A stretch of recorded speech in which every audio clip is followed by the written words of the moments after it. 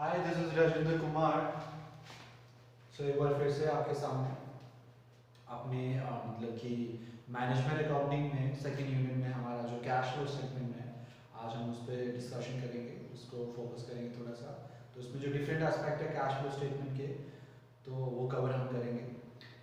Cash flow statement unit start करने से पहले मैं आपको ये बता दूं कि इसमें हम theoretical as well as practical portion पे दोनों पे नज़र करेंगे।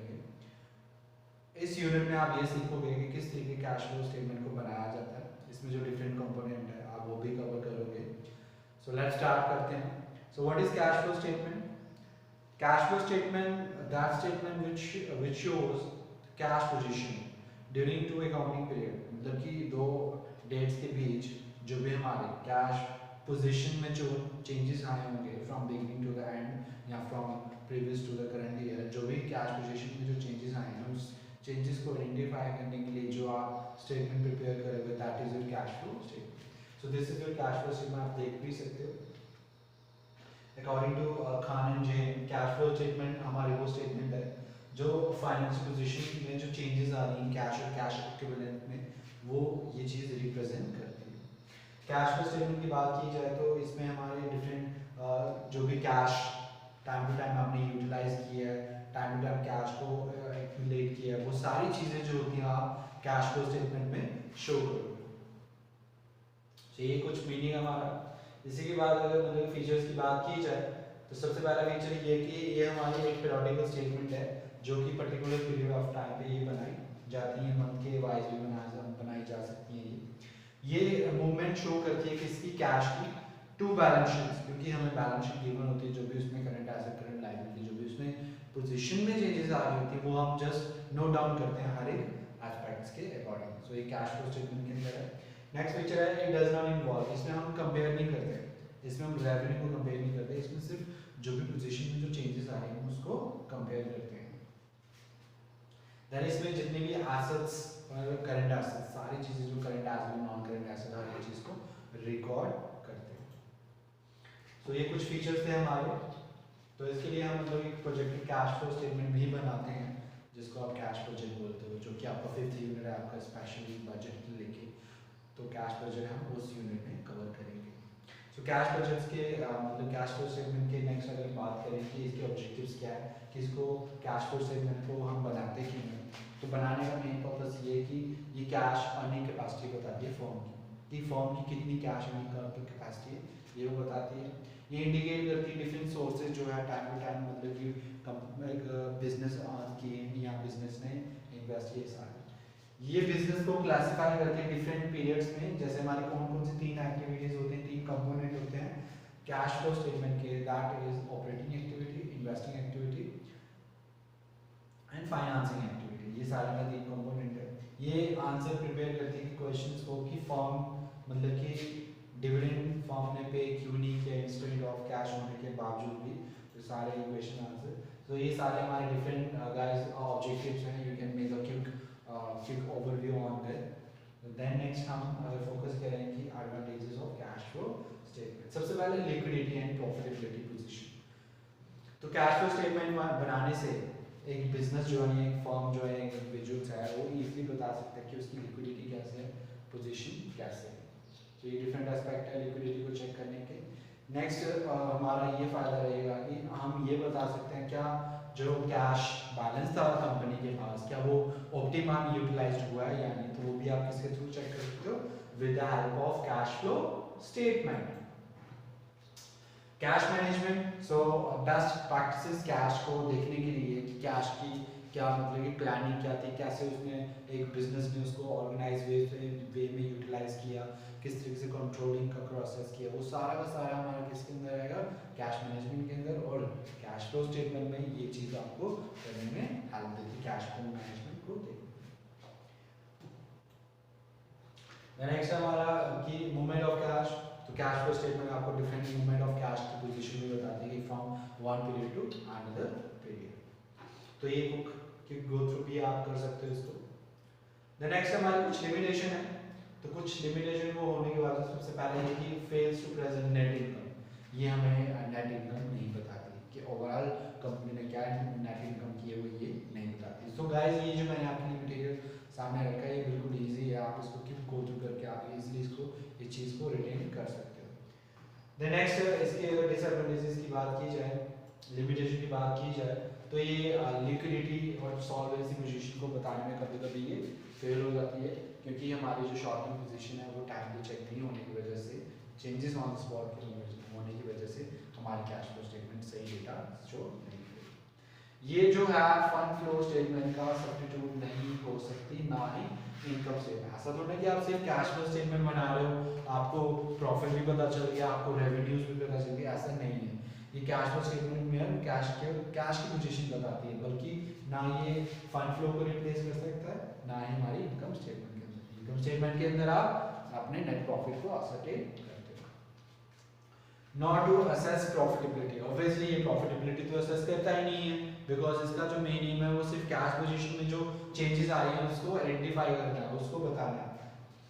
Does not confirm with companies act, मतलब कि हमारे जो कंपनी एक्ट है उसके अकॉर्डिंग ये जो है ये नहीं बनाई जाती है, आज पर हमारे जो अकाउंटिंग स्टैंडर्ड है, प्री प्लान अकाउंटिंग स्टैंडर्ड है, ये उसके थ्रू बनाई जाती है, उसके अकॉर्डिंग ये बनाई जाती है।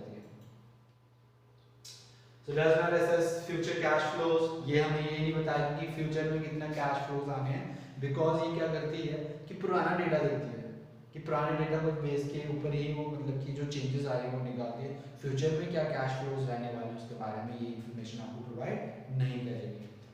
द नेक्स्ट देखा जाए इंटर इंडस्ट्री कंपैरिजन। देखिए कैश फ्लो स्टेटमेंट बनाने का मेन पर्पस है कि जो बिजनेस के अंदर कैश यूटिलाइज हुआ है, हम ऐसा नहीं कर सकते कैश फ्लो स्टेटमेंट बनाने से हम दो बिजनेस को कंपेयर कर सकते हैं, नहीं, हम कैश फ्लो स्टेटमेंट से दो बिजनेस का कंपेयर नहीं कर सकते। सो दैट्स व्हाई ये लिमिटेशन। सो ये थे हमारे कुछ limitation. So guys hope so आपको समझ आ रहा होगा, तो कुछ भी डाउट्स हो आप कभी भी मेरे से पूछ सकते हो। तो नेक्स्ट अपने अगर टॉपिक की तरफ मूव ऑन करें तो नेक्स्ट है हमारे डिफरेंट कंपोनेंट्स। तो स्टार्टिंग में मैंने आपको बताया कैश फ्लो स्टेटमेंट में हमारे तीन कंपोनेंट आते हैं। So which component is this? We have cash flow from operating activity, investing activity and financing activity. So operating activity क्या होती है ये भी मैं बता दूं आपको, क्योंकि आपको शॉर्ट आंसर में ये डायरेक्ट पूछ सकते हैं कि व्हाट इज ऑपरेटिंग एक्टिविटी। सो तीन एक्टिविटीज हमारी। सो सबसे पहला operation, cash flow from operation. देखिए ऑपरेटिंग एक्टिविटी एक प्रिंसिपल रेवेन्यू जनरेटिंग एक्टिविटी है, जिससे मतलब कि जो रेवेन्यू जनरेट होता है वो किससे होता है, हमारा जनरेट ऑपरेटिंग एक्टिविटी से। बाकी की जो दो एक्टिविटी इन्वेस्टिंग और फाइनेंसिंग, उससे कोई भी रेवेन्यू का लेना देना नहीं है। और हमारे मतलब कि कितना कैश जनरेट हो रहा है टाइम टू टाइम, जितने रेवेन्यू ऐसे एसोसिएट्स करते हैं हमारी इन्वेस्टमेंट से लेके और द यूटिलाइजेशन ऑफ एसेट्स तक, वो सारा का सारा हम किस से आइडेंटिफाई कर सकते हैं, कैश फ्लो फ्रॉम ऑपरेशन से। नेक्स्ट अगर देखे जाए cash flow from investing activity. देखिए cash flow investing activity deal करती है buy sale and purchase of fixed assets. ध्यान से किससे डील करती है, sale and purchase of fixed assets. Investing activity investment से डील करती है, तो जो भी आप खरीद रहे हो, जो भी आप सेल कर रहे हो, वो सारा हमारी इंफॉर्मेशन किसके अंदर कवर होती है, इन्वेस्टिंग एक्टिविटी के अंदर। द नेक्स्ट है हमारे पास, मैं तो ओवरव्यू देख के बता रहा हूँ, आप इसको भी नजर लगा सकते हो। तो जितनी भी प्रॉपर्टी कंपनी के पास होल्डिंग, वो सारा के सारा इन्वेस्टिंग एक्टिविटी के अंदर कंसीडर होगा, उसको स्पेशली फोकस भी कर सकते हैं इस मटेरियल को। द नेक्स्ट है हमारा, अगर मैं बात करूँ financing activity. Financing activity deal करती है किसके साथ, क्योंकि फाइनेंस नो डाउट एक इम्पॉर्टेंट कंपोनेंट माना गया है एक बिजनेस में, मतलब कि फैक्टर है जिसके अलावा मतलब कि जिसके बिना बिजनेस मतलब कि as a life drug compare किया गया है। तो फाइनेंस, बिजनेस को चलाने के लिए फाइनेंस की जरूरत पड़ेगी, तो बिजनेस क्या करता है, अपना फंड्स भी यूटिलाइज करता है और बाहर से फंड भी लेता है, और जो बाहर से फंड लेने का वो रिटर्न वापस भी तो करना है। तो जो भी इक्विजिशन, रिडम्पशन, रीपेमेंट जो चल रही है वो सारा हमारा किससे डील करता है, फाइनेंसिंग एक्टिविटी। सो ये क्या शो करेगा, एक्टिविटी लाइक बोरिंग, रीपेइंग और रेजिंग ऑफ मनी, ये वो रिजल्ट शो करती है। देन नेक्स्ट हमारा cash and cash equivalence. What is cash and cash equivalence? Cash and cash equivalence होते हैं जो प्योर, जो कैश की फॉर्म में ऑलरेडी है, या वो मतलब कि डॉक्यूमेंट जो नेगोशिएबल इंस्ट्रूमेंट जो नियर अबाउट, जैसे इसमें नियर अबाउट कैश की फॉर्म है, जैसे चेक हो गया, मार्केटेबल सिक्योरिटीज होगी, बैंक होंगे, सारे हमारे क्या है, कैश एंड कैश इक्विवेलेंस है, जो इजीली कन्वर्ट हो जाते हैं हमारे किसमें, कैश में विद अनस्टिपुलेटेड टाइम्स के अंदर। तो ये सारे कैश एंड कैश इक्विवेलेंट्स हमारे, तो आप देख सकते हो। सो गाइस नेक्स्ट हमारा कि हम मतलब कि हमारी यूनिट में फंड फ्लो का भी कंसेप्ट भी है, तो फंड फ्लो का कंसेप्ट मैं क्लियर करूंगा आपको किसके through, with the help of this difference. तो इस डिफरेंस में आप ये देखोगे कि कैश फ्लो और फंड फ्लो में क्या डिफरेंस है। सो देखिए बताता हूँ मैं आपको, कंपैरिजन चार्ट के थ्रू पढ़ेंगे। सबसे पहला ये है कि हमें जो कैश फ्लो स्टेटमेंट है वो आपको सिंपल बताती है क्या, inflows and outflow of cash and cash equivalent, सिर्फ कैश के बारे में या उसके रिलेटेड कैश मतलब कि इजीली लिक्विडेटेड चीजें हैं। फंड फ्लो स्टेटमेंट वो चेंजेस हैं जो किसके बारे में बताती है, फाइनेंशियल पोजीशन के बारे में। ये सिर्फ कैश की पोजीशन के बारे में बताते हैं, और ये किसके बारे में बताएंगे आपको, फाइनेंशियल पोजीशन के बारे में। ये वो स्टेटमेंट है। कैश फ्लो स्टेटमेंट बनाने का पर्पस क्या है, जो मूवमेंट कैश की बिगिनिंग से लेकर एंड तक क्या है वो ये पर्पस कवर करती है। वही अगर फंड की बात की जाए तो फंड्स में हमारे फंड जो है वो ब्रॉडर टर्म है, तो जो भी फंड्स में हमारी चेंजेस आ रही है वो आप किससे बता सकते हो, फंड फ्लो स्टेटमेंट से। जो कैश फ्लो स्टेटमेंट है ये कैश बेसिस पे बनाई जाती है, और फंड फ्लो हमारे एक्रू बेसिस पे। कैश फ्लो स्टेटमेंट जो है वो शॉर्ट टर्म एनालिसिस करती है कैश प्लानिंग की, सिर्फ और सिर्फ कैश प्लानिंग की। ये क्या करती है, फाइनेंशियल लॉन्ग फाइनेंशियल प्लानिंग करती है हमारी फंड फ्लो स्टेटमेंट। ये डिस्क्लोज करती है इनफ्लो एंड आउटफ्लो कैश, ये डिस्क्लोज करती है sources and application of funds, कहां से पैसा बिजनेस ने रेज किया और यहाँ कहां पे बिजनेस ने पैसा लगाया, तो इसकी इंफॉर्मेशन को बताएगा आपने fund flow statement. Then opening closing balance. देखिए ओपनिंग क्लोजिंग बैलेंस जो होते हैं वो कैश फ्लो में कंटेन्स होते हैं, बल्कि फंड फ्लो स्टेटमेंट में ओपनिंग और क्लोजिंग बैलेंस जो होते हैं वो कंटेन नहीं होते। फाइनेंशियल स्टेटमेंट की अगर बात की जाए तो फंड फ्लो स्टेटमेंट हमारा फाइनेंशियल स्टेटमेंट का पार्ट नहीं है, जो कि हमारी फंड कैश फ्लो स्टेटमेंट है ये पार्ट है। सो ये थे हमारे कुछ मतलब कि ओवरव्यू आपको कैश फ्लो स्टेटमेंट के लिए। सो नेक्स्ट भी हम आप देख सकते हो हमारा जो अकाउंटिंग स्टैंडर्ड 3 है जो डील्स करता है किसके साथ, कैश फ्लो स्टेटमेंट के साथ। इसके 3 डिफरेंट कैटेगरीज हैं, that is operating activity, investing activity and financing activity. आप देख सकते हैं फाइनेंसिंग का।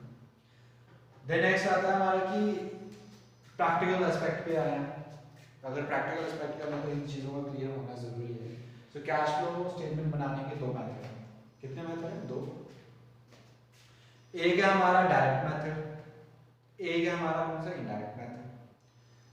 तो ऑपरेटिंग एक्टिविटी को कैलकुलेट करने के 2 मेथड है, एक है डायरेक्ट और एक है इनडायरेक्ट मेथड। अगर मतलब कि मैं डायरेक्ट मेथड की बात करूं तो डायरेक्ट मेथड के अकॉर्डिंग मैं बता दूं आपको। So this is what the direct method. So direct method में इनडायरेक्ट मेथड का वर्णन करेंगे सबसे पहले। इनडायरेक्ट मेथड में ऑपरेटिंग एक्टिविटी को किस तरीके से कैलकुलेट करना है, सबसे पहले आपको क्वेश्चन गो थ्रू करना है। बैलेंस शीट गिवन होगी या प्रॉफिट्स गिवन होंगे, जो भी गिवन होंगे आपको 2 ईयर के गिवन होंगे, आपको क्या करना है, चेंजेस देखने हैं। तो जो भी चेंजेस आ रहे हैं वो आपको इधर शो करनी है, नोट डाउन करनी है। तो इसको स्टार्ट करना है। अगर ऑपरेटिंग एक्टिविटी कैलकुलेट करनी है तो सबसे पहले आप क्या करोगे, अगर इनडायरेक्ट मेथड अप्लाई करोगे तो सबसे पहले प्रॉफिट देंगे। अगर प्रॉफिट इंक्रीज हो रही है तो प्रॉफिट आएंगे, अगर डिक्रीज हो रहा है तो क्या होगा, लॉस। तो लॉस को ब्रैकेट में रखोगे। उसी के बाद आप क्या करोगे, कुछ एडजस्टमेंट करोगे, किसके लिए, non cash non operating items. देखो नॉन कैश वो चीजें होती हैं जो कैश के फॉर्म में नहीं होती, जैसे इसमें हमारी गुडविल लगा लो, डेप्रिसिएशन लगा लो, या मतलब कि बाकी ट्रांसफर टू रिजर्व लगा लो, ये सारे नॉन कैश हैं। नॉन ऑपरेटिंग आइटम्स वो होती हैं जो ईयर में 1 टाइम होती है, एक बार होती है, जैसे इसमें डिविडेंड पेड लगा लो, इंटरेस्ट पेड लगा लो, प्रोविजन लगा लो, ये सारी हमारी कौन सी है, non cash non operating items. ये इसके अंदर आती है क्या क्या आप देख सकते हो। इसके अंदर आप याद रखोगे कि इन चीजों के अंदर क्या क्या ऐड करना था। सबसे पहले डेप्रिसिएशन, अमोर्टाइजेशन, कुछ लॉस हो रहा है वो भी ऐड करोगे, loss on sale of long term, provision for taxation, dividend paid, less करोगे आप इसमें से non item which is already credited, मतलब जो इनकम है वो क्या कर दोगे, प्रॉफिट वगैरह जो है वो माइनस करोगे। तो profit on sale of long term investment, ये चीज क्या करोगे आप, माइनस करोगे। जब आप ये चीज निकाल लेते हो तो आपके पास जो आंसर आएगा वो आएगा cash flow before working capital. इसके बाद हमारा जो सेकंड स्टेप है वो किसको आइडेंटिफाई करने का है, वर्किंग कैपिटल को आइडेंटिफाई करने का है। इस वर्किंग कैपिटल, जैसे आपको पता है कि वर्किंग कैपिटल होती क्या है, working capital is the excess of current assets over current liability, या वो कैपिटल जो आप इन्वेस्ट करते हो डे टू डे एक्सपेंसेस को मेट करने में। तो यहाँ पे वर्किंग कैपिटल को क्लियर करने के लिए आपको करंट एसेट्स और करंट लायबिलिटी दोनों को देखना है। तो आपको करंट एसेट्स के बारे में पता होना चाहिए, ये कौन कौन सी होती हैं, करंट लायबिलिटीज भी पता होना चाहिए, वो कौन कौन सी होती हैं। सो देख लीजिए फॉर्मेट में हमारी जो करंट लायबिलिटीज होंगी, मैं आपको सिंपल सा ही बता देता हूँ। देखिए, अगर हमारी करंट एसेट्स इंक्रीज हो रही तो हमें फायदा हो, फायदा क्या हो जाएगा माइनस। अगर हमारी करंट लायबिलिटी डिक्रीज हो रही तो वो हमारा फायदा, वो भी क्या हो जाएगा माइनस, एंड वाइस वर्सा। जो चीजें फायदे वाली वो चीजें क्या कर दो माइनस कर दो, जो नुकसान वाली क्या कर दो ऐड कर दो, क्योंकि आपको पोजीशन चेक करनी है, कैश पोजीशन चेक करनी है कि चेंजेस किस वजह से हैं। तो जैसे अगर करंट एसेट हमारी इंक्रीज हो रही तो हमें फायदा हो रहा है, तो फायदे क्या करोगे माइनस। अगर करंट लायबिलिटी मेरी इंक्रीज हो रही तो वो मेरा नुकसान है, तो नुकसान क्या करोगे प्लस करोगे, एंड वाइस वर्सा। तो इस तरीके से आप चीज़ों को प्लस माइनस करने के बाद हमारा जो आंसर आएगा, प्लस में आएगा cash from operating activity, minus में आएगा कैश यूज्ड या कैश आउटफ्लो, वर्ड भी आप यूज कर सकते हो इंटरचेंजेबली। तो इस तरीके से आप देख सकते हो। दूसरा मेथड भी बता रहे हैं, तो ये डिफरेंट एग्जांपल्स लेनी होती हैं आपको फाइनेंसिंग। देन नेक्स्ट जो हमारा रहता है, क्योंकि तीन एक्टिविटी है, पहले हमने डायरेक्ट मेथड, इनडायरेक्ट मेथड कर रहे हैं। इनडायरेक्ट मेथड सिर्फ ऑपरेटिंग एक्टिविटी के लिए अप्लाई होगा। देन अगर इन्वेस्टिंग एक्टिविटी की बात करें तो जो भी हमारी सेल्स है वो प्लस में शो करनी है, और परचेजेस ऑफ फिक्स्ड एसेट्स किस में माइनस शो करनी है, माइनस में। ध्यान में सेल जो है वो प्लस होंगी, परचेजेस क्या होंगी सेल में से माइनस होंगी। सो गाइस ये भी चीज़ आपको ध्यान में रखनी है। वही अगर मतलब कि हमारी क्या की एग्जांपल हो सकती है, जैसे कैश सेल, जो भी मतलब कि सेल कर रहे हो प्लस में शो होगी, रिसिप्ट में प्लस में शो होगी, जो आप मतलब कि परचेजेस कर रहे हो सारी क्या हो जाएगी माइनस। तो दो एक्टिविटी, क्योंकि हमारी जो टिपिकल है थोड़ी सी, वो सिर्फ ऑपरेटिंग एक्टिविटी है, बाकी जो इन्वेस्टिंग है और फाइनेंसिंग है बिल्कुल ईजी है, उसको बनाने में आइडेंटिफाई करने में बिल्कुल आसानी है। देन फाइनेंसिंग एक्टिविटी, फाइनेंसिंग भी सेम तरीका है। अगर फाइनेंसिंग एक्टिविटी मतलब इसके अंदर कंट्रीब्यूट होते हैं हमारी share capital, long term loan, reserve, अगर ये इंक्रीज हो रहे तो प्लस होगा, अगर ये डिक्रीज हो रहे तो क्या होगा माइनस होगा। ध्यान में फिर से, अगर ये इंक्रीज हो रहा तो प्लस होगा, डिक्रीज हो रहा तो क्या होगा माइनस होगा। तो बड़े सारे मेथड हैं, तो डिफरेंट मेथड मैंने आपको इधर बता रखा है, और ये भी बता रखा है कौन सी चीज़ें प्लस होंगी, कौन सी चीज़ें माइनस होंगी। तो मैंने आपके लिए जो मटेरियल कलेक्ट किया बिल्कुल आपके मतलब कि रिक्वायरमेंट के अकॉर्डिंग किया, तो ये डिफरेंट दूसरा मेथड है, आप इसको भी देख सकते हो। तो जो मेथड आपको इजी लगे आप उसको कर सकते हो। मैं प्रीवियस कर लेता हूँ, शायद आपने वो देखा नहीं, प्लीज़ आप इसको गो थ्रू कीजिए। तो आपको सबसे जो पहला वाला मेथड है सबसे सूटेबल, आप उसको भी फॉलो करोगे। वही जो दूसरा मेथड है हमारा, अगर हमने कैश फ्लो स्टेटमेंट बनानी है किसके अंदर, डायरेक्ट मेथड के अंदर, तो मैंने पहले बोला कि जो डायरेक्ट मेथड इनडायरेक्ट मेथड वो सिर्फ ऑपरेटिंग के लिए, इन्वेस्टिंग फाइनेंसिंग का कोई मेथड नहीं है, उसको आप डायरेक्ट वैसे ही बनाओगे जैसे हमने वही प्लस माइनस का कंसेप्ट करना है। सिर्फ और सिर्फ ऑपरेटिंग एक्टिविटी के लिए आपको थोड़ा सा ध्यान देना है। सो ऑपरेटिंग एक्टिविटी में जो सेकंड मेथड है वो हमारा डायरेक्ट मेथड है। डायरेक्ट मेथड में अगर आपने कैश पोजीशन जो चेंजेस है ऑपरेटिंग एक्टिविटी का रिजल्ट देखना है, वो किस तरीके से देखोगे, इस तरीके से। So this is your simple सा फार्मूला है। करना क्या है कि कैश इनफ्लोज लेने सबसे पहले, कैश इनफ्लो जो प्योर कैश की फॉर्म में है, जैसे ये चीजें कैश हो गया, कैश फ्रॉम कस्टमर्स हो गया, कमीशन रिसीव, क्वालिटी रिसीव, इसमें से आपने कर देनी है अपनी पेमेंट्स आउटफ्लो। तो आपकी पेमेंट्स क्या क्या हो सकती है, कैश परचेजेस हो गए, एक्सपेंस ऑफ जो आपके ऑफिस एक्सपेंसेस है वो कैश पे सप्लायर हो गए, इसमें से लेस कर देना, टैक्स रिफंड जो है वो भी लेस कर दोगे। तो उसके बाद जो आंसर आएगा, अगर प्लस में आंसर आएगा तो cash from operating activity, minus में आएगा तो cash used in operating activity. ये आप देख सकते हो ऑपरेटिंग एक्टिविटी का ये तरीका है। इन केस अगर मतलब कि आपको करने का रिसिप्ट में से पेमेंट जो है वो माइनस करनी है cash flow from operating activity को बाय डायरेक्ट मेथड में आइडेंटिफाई करने के लिए। So this is your formula. तो ये था हमारा कुछ कंसेप्ट आपके लिए। सो फंड फ्लो का तो आपको डिफरेंस में ही देखना है। इसके अलावा अगर हम फंड फ्लो की बात करें तो this is your fund flow statement. तो फंड फ्लो स्टेटमेंट वो स्टेटमेंट है, पहले वो रिवाइज कर लेते हैं कि क्या क्या है। कैश फ्लो स्टेटमेंट की सबसे पहले उसका मीनिंग किया उसके फीचर्स किए, उसके एडवांटेजेस किए, उसके लिमिटेशंस भी किए। उसके बाद मैंने आपको उसके कंपोनेंट बताए, 3 कंपोनेंट है, ऑपरेटिंग, इन्वेस्टिंग एंड फाइनेंसिंग। उसके बाद जो नेक्स्ट हमने किया वो मैंने आपको बताया कि मेथड, तो 2 मेथड हमारे ऑपरेटिंग एक्टिविटी को सॉल्व करने के, डायरेक्ट एंड इनडायरेक्ट। जो इनडायरेक्ट है वो थोड़ा लेंथी है, बाकी ऑपरेटिंग, बाकी इन्वेस्टिंग और फाइनेंसिंग के लिए आप मतलब ब्रीफली इसको सॉल्व कर सकते हो, निकाल सकते हो। सिर्फ ऑपरेटिंग में थोड़ी सी टिपिकलनेस है। वही अगर मतलब कि डायरेक्ट मेथड की बात की जाए तो डायरेक्ट मेथड में आप सिंपल क्या करोगे, कैश रिसिप्ट में से कैश पेमेंट्स को आप क्या कर दोगे, माइनस कर दोगे। सो इजी था हमारा कैश फ्लो स्टेटमेंट। सो कि हम अपने प्रैक्टिकल पे जब फोकस करेंगे तो आपका मोस्टली जो कंसेप्ट है वो भी क्लियर होगा। सो इसके जो प्रैक्टिकल एस्पेक्ट का पार्ट है वो मैं नेक्स्ट वीडियोस पे कवर करूंगा। अभी हम थ्योरी पे फोकस करते हैं। कैश फ्लो स्टेटमेंट के बाद हम फंड फ्लो पे थोड़ा सा करते हैं। तो फंड फ्लो स्टेटमेंट होती क्या है? फंड फ्लो स्टेटमेंट हमारी फाइनेंशियल पोजीशन, बिजनेस की फाइनेंशियल पोजीशन को बताती है फ्रॉम बिगिनिंग टू एंडिंग तक।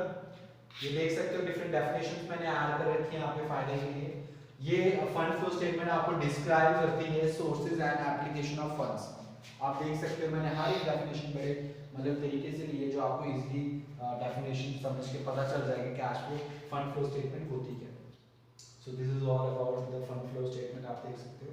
देन नेक्स्ट हम करेंगे, आपने ये वाला कंसेप्ट देखिए, uses, significance and importance of cash fund flow statement. Cash flow का ही नाम आया है क्योंकि अभी कैश फ्लो की।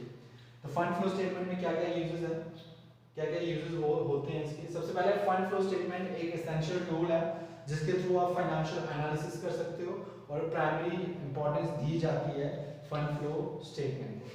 सेकंड यूजेस ये है कि ये बेसिक रिवील करता है किसके बारे में, वर्किंग कैपिटल के बारे में, बैलेंस शीट की 2 डेट्स के साथ। तो वर्किंग कैपिटल शेड्यूल बनाया जाता है कैश फ्लो स्टेटमेंट में वर्किंग कैपिटल शेड्यूल नहीं बनाया जाता। Schedule for change in working capital जो शेड्यूल है वो आप किस में बनाते हो, फंड फ्लो स्टेटमेंट पे। तो बॉयज ये भी गाइस ये भी ध्यान कीजिए अगली चीजें सारी। ये स्टेटमेंट जो है पर्टिकुलरली यूजफुल होती है फर्म की ग्रोथ को चेक करने के लिए, उसके जो फाइनेंशियल नीड्स है उसके रिजल्ट्स को डिटरमाइन करने के लिए, फाइनेंशियल थिंग जो उसने यूज किया उसको चीज को आइडेंटिफाई करने के लिए, डिटरमाइन करने के लिए ये चीजें जरूरी होती हैं।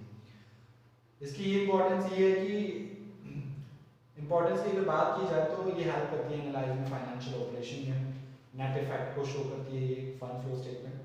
तो ये हमारी सारी इंपॉर्टेंस है, आप इसको भी गो थ्रू कर सकते हो।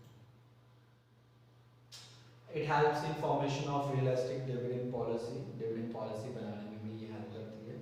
प्रॉपर एलोकेशन ऑफ रिसोर्सेज में भी ये हेल्प करती है।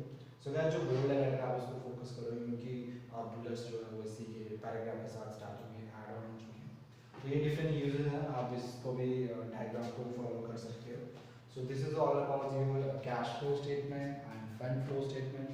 होप सो आपको ये पसंद आएगा टॉपिक। बाकी के जो डाउट्स होंगे वो आप कभी भी मेरे से क्लियर कर सकते हो। Hope so. बाकी आप कमेंट सेक्शन में भी हमें कमेंट ऐड कर सकते हो कि आपको वीडियो कैसा लगा। बाकी अगर अच्छा लगा तो आप ज़्यादा से ज़्यादा सब्सक्राइब करें, उसी के साथ शेयर करें। Thank you.